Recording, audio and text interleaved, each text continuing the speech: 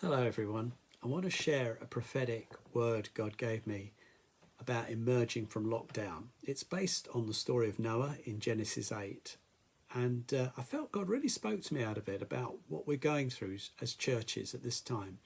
It's been like Noah and his family experience. They were locked into the ark for a year. It was noisy, it was smelly, it was difficult, it was busy. They had no means of navigation. They didn't know where they were going. They were at the mercy of the winds and the waves. And it's been like that for us through this whole last year of the pandemic. But God remembered Noah. They were his covenant people. His eye was on them. He never neglected them. He'd led them into the ark and he kept his eye on them throughout that difficult year. And the Lord would say to you, it's the same for you and the same for me.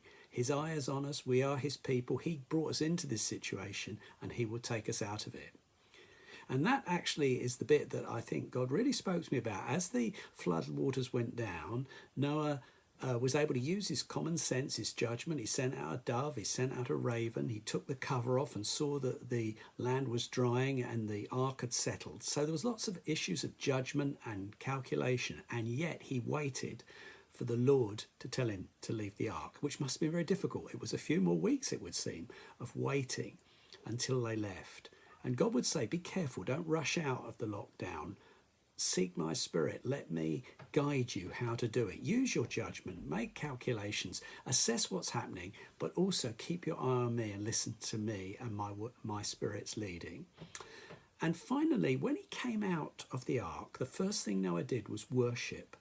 He worshipped properly with animal sacrifices. He hadn't been able to do that throughout that whole past year. He knew what proper worship meant because he knew the story of Cain and Abel.